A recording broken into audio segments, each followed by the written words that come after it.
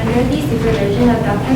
Wong at the University of Winnipeg, and my experiments include investigating the use of simvastatin as a preventative drug for asthmatic symptoms. The purpose of my experiment was to determine the in vivo concentrations of simvastatin and its active form, simvastatin acid, in lung tissue and bronchi-alveolar lavage fluid of experimental mice. It was also meant to help us understand the effects of simvastatin on asthmatic symptoms such as cellular inflammation.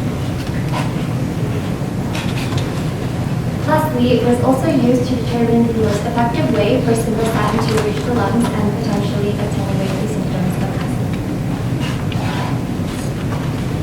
So why do we care? Asthma is one of the most common childhood diseases affecting at least 13% of children in Canada.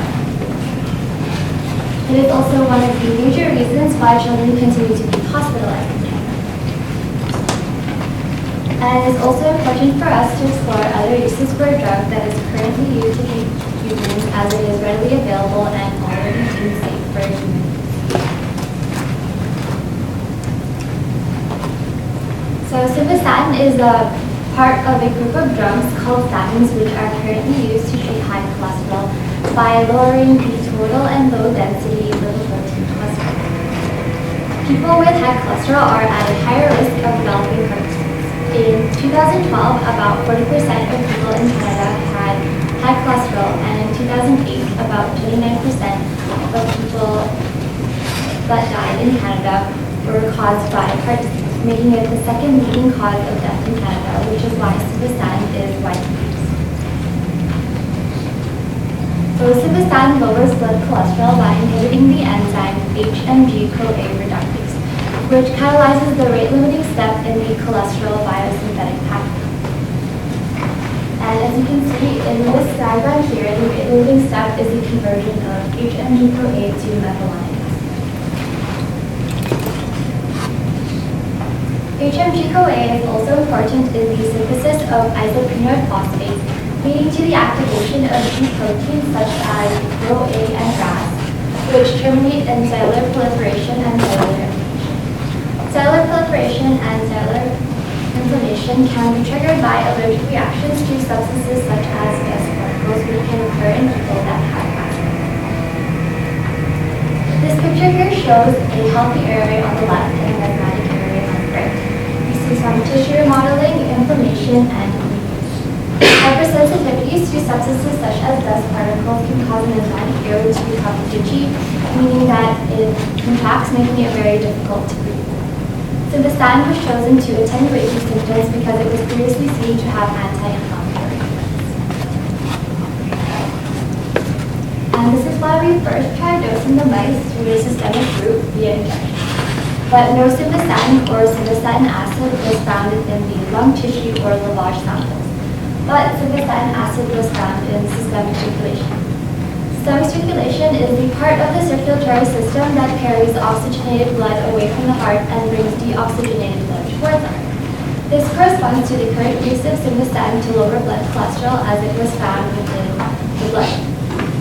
Simvastatin was not seen to have any effect in the lungs through this route, as it was not reaching the lungs, which is why we then tried the inhalation route.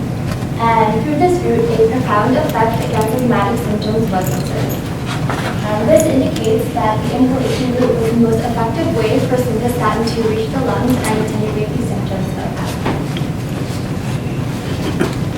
This graph here shows the area resistance versus the concentrations of methacholine.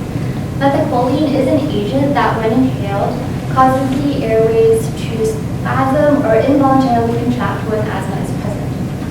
And the red line here shows the mice that were challenged with house dust mite, and as you can see, their air resistance increases. And the purple line shows the mice that were exposed to house dust mite and given an inhaled dose of simvastatin at 6 micrograms per kilogram, which is about 7,000 times lower than the effective dose of simvastatin when taken orally.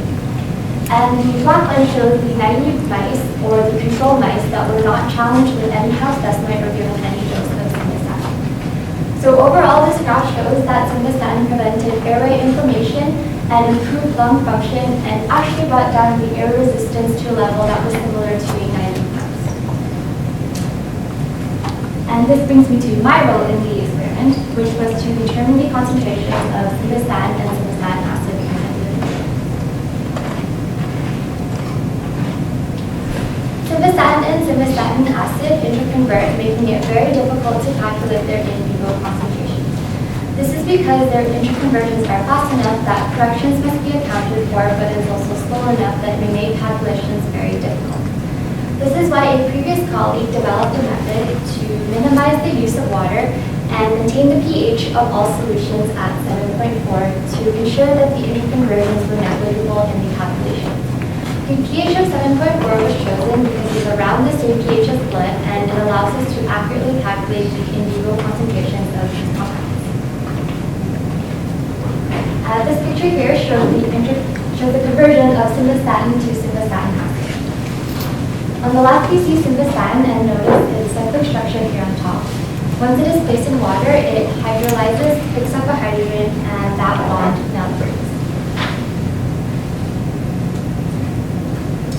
And to analyze my samples, I use solid phase extraction, or SPE cartridges, and ultraviolet performance liquid chromatography and mass spectrometry. Chromatography was used to separate the analyte from the sample serum, and mass spectrometry was used to detect and measure the compounds. The homogeneous and lavage samples were collected 48 hours after the last dose of simvastatin, and they were prepared immediately before analysis to minimize their time spent within the water. And this is just a picture of the LCMS or the machine that I used to analyze.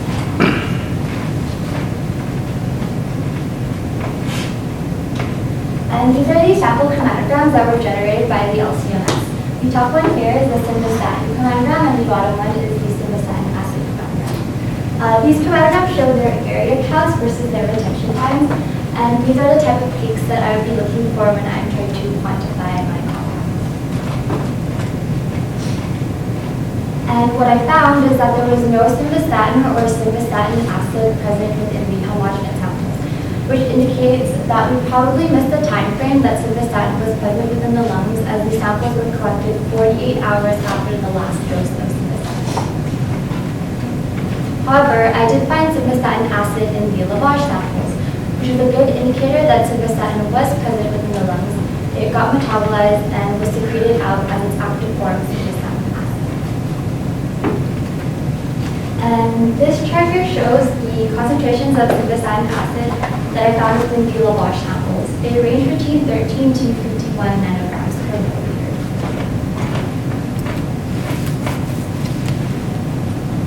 And to conclude, simvastatin may attenuate the symptoms of asthma such as lung inflammation and hyperreactivity, as we saw in the background, as simvastatin inhibits that enzyme HMG-CoA reductase, and it was previously seen to have anti-inflammatory effects.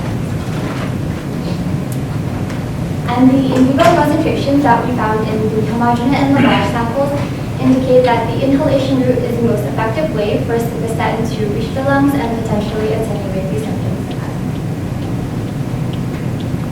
And for future work, I will run more lavage samples from lower doses of inhaled simvastatin to determine if there is a dose-dependent concentration of simvastatin present in the blood.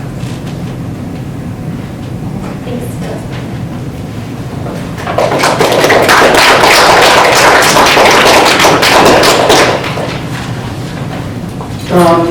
Floor is now open for questions for Trisha.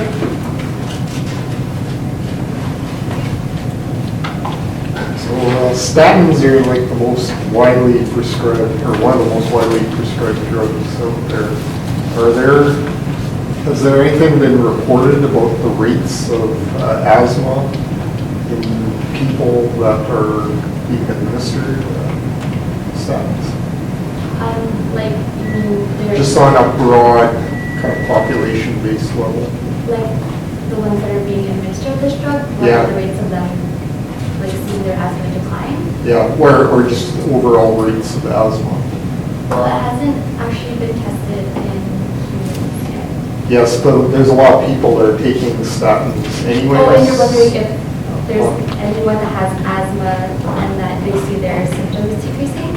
not necessarily, but just overall, is there a lower level of asthma amongst people that are taking Oh, well, statins? people who take simvastatin usually take it through the oral route, so there's not enough for it to actually get into the lungs to attenuate those symptoms.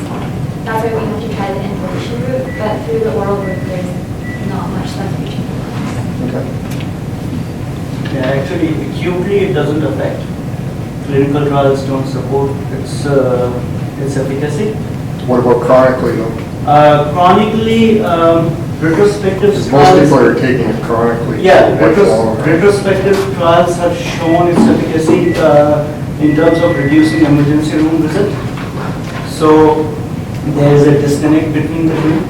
And if you look at the bioavailability profile of simvastatin, it's less than 5% bioavailability. And that increases the complexity because it is a highly lipophilic compound. So the moment you take it orally, it gets deposited all over the lipids organs in the body. So it's hard to detect simvastatin in the lungs, and that probably could be one of the reasons why in acute settings you don't see the effect. But when you go for the retrospective trials where patients have been taking these drugs for like 15-20 years, they show reduced emergency room visit.